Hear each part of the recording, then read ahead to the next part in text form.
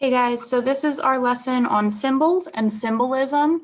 I'm trying something a little different this year. Before we go into the text, we're going to look at some art because symbols are a very visual thing that we need to try to pull out of the text.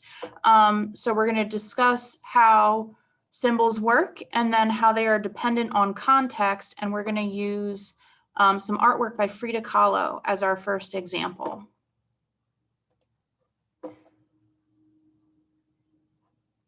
Okay. So again, we're talking about symbols and symbolism. So by the end of this, hopefully you have like a working understanding of what a symbol is. You'll be able to identify and analyze some examples of symbols. And then your homework, I'm going to tell you exactly what you need to do to prepare for next week's lesson at the end of this video. So symbolism, the actual definition is the use of objects or ideas in a text or in any work, since we're talking about art today, to represent bigger concepts. So symbols add depth to an author's writing. You don't need to understand symbols to understand the book, but it sort of adds another layer of meaning. So symbols can be a physical item that appears in the book. They can be a place or even just a color. But it's usually something that appears repeatedly in the text. And the meaning of any symbol depends on context, what's going on around it. So for example, you can have a red heart usually symbolizes love, but we're going to see a heart in the piece of artwork we look at today that may not have anything to do with love at all. So this is our piece of art. This is by Frida Kahlo. And I want you to pause this for a minute and just think about, what are you noticing in this work of art? What colors do you see?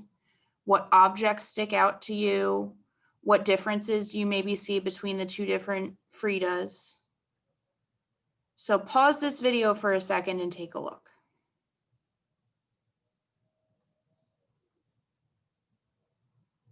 All right, so now that you've thought about what you see in this picture, let's add some layers of understanding, because the more we know about something, the more layers of meaning we can add to it. So first, let's take some historical context. So Frida Kahlo lived at a time in which the indigenous people of her country were fighting to reclaim their culture after colonization.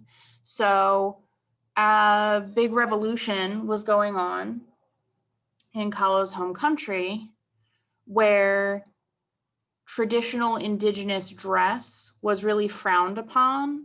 And basically the expectation was that you would conform to the dominant culture. And she was adamant that indigenous people should have the right to practice their traditions. So knowing this, pause the video again and think about how your interpretation maybe of the two different Fridas has changed.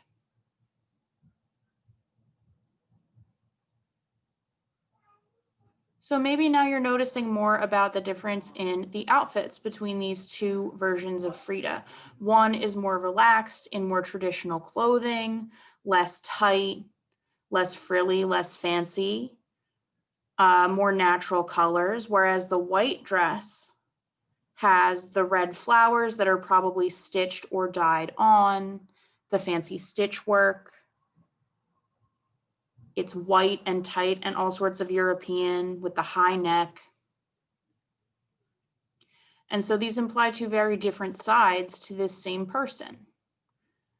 So now let's add another layer of understanding, a personal layer of understanding. So any portrait of yourself obviously has to do with your life. So Frida was a person of mixed race. She was married to someone very different from herself. Her husband was also a famous artist. Kahlo also had many contradictions in her life. She struggled with society's concepts of gender and equality. She talked to her dad, that was like her favorite parent, because he used to say she was like the son he never had. And so she really struggled with her place in the world as a woman.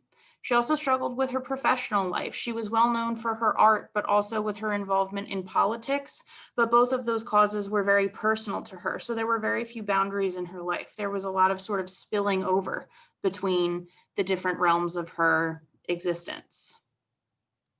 So now knowing all of that as well, maybe there are other things we can look at more closely. So like the connection between the two Fridas, between their two hearts, how one of them is sort of the source of the blood and the other is bleeding.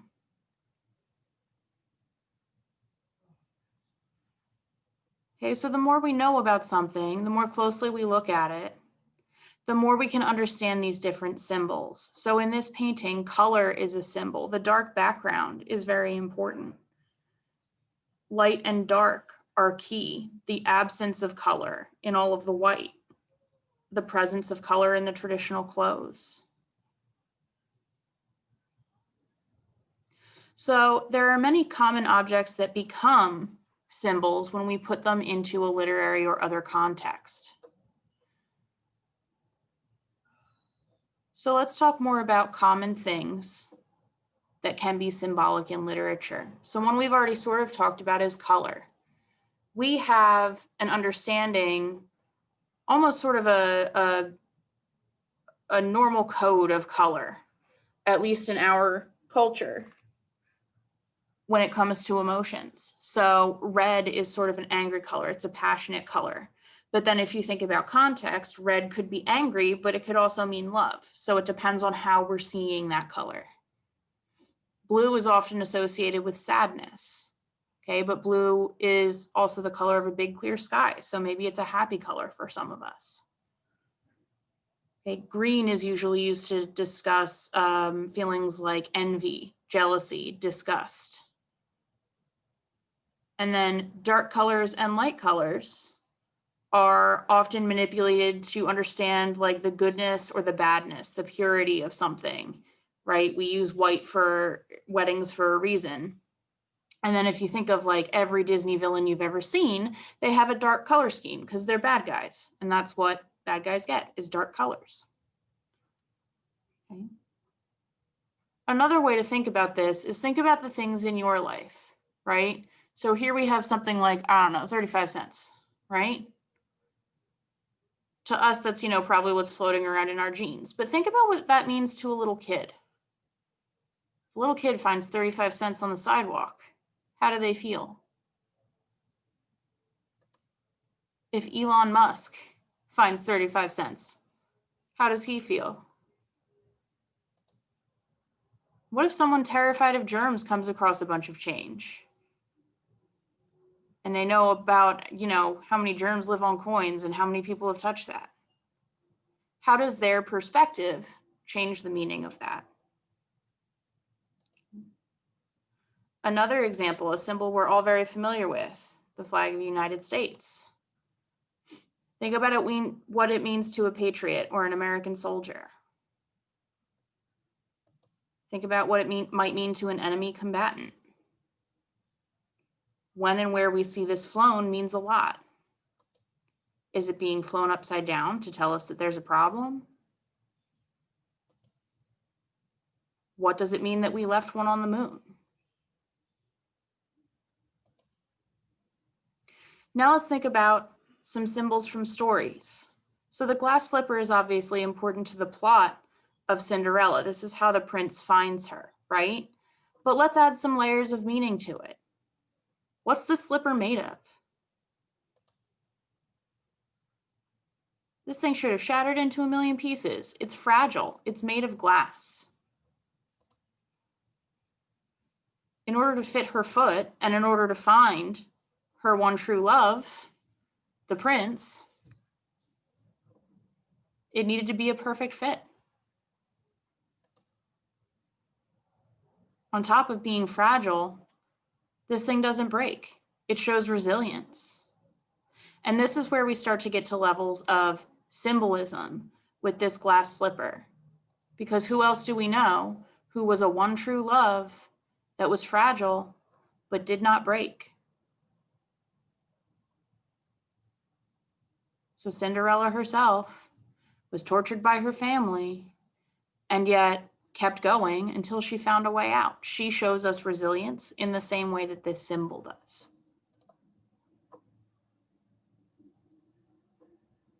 So we see examples of perfume being mentioned in Fahrenheit 451 if you're in one of the Fahrenheit classes. But let's think about just what perfume or cologne can mean. It can be a symbol of status, right? What perfume or cologne you wear says a lot about possibly the money you have or what's important to you. It has to do with attraction. But what do we do when it reminds us of someone? A cologne or a perfume reminds us of someone else. How does its meaning change when there's a perfume or cologne that doesn't belong on your partner? We see this in stories all the time. Okay.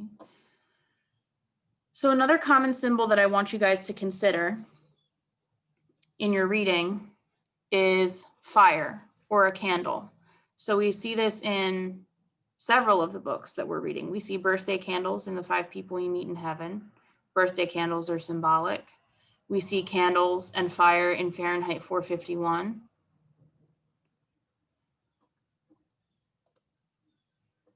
And we see trees in a lot of places as well. So there is the banyan tree when Eddie meets the captain in the 5 People You Meet in Heaven. We have Melinda's tree in Speak, that's her project. Okay. So your assignment for our next Zoom meeting is to think of an object that you keep seeing in your reading. So it can be anything that you've seen this week, anything that you've seen in previous weeks, and try to track that object through the text. So what is happening in the story? What is the context? And how are we seeing that object? So as we see the trees that Melinda's working on in class, how are they a reflection of something else that's going on in the story? As we see things like fire or candles in Fahrenheit 451, how is that changing throughout the story? How is fire used? You can also think about other objects in any of the stories. It doesn't have to be fire, it doesn't have to be the tree, but any object that's sticking out to you, try to find it in 3 different places throughout the story and identify some context for it. And those are going to be the notes you need for our next discussion. So good luck, guys. Let me know if you need any help and have a great week.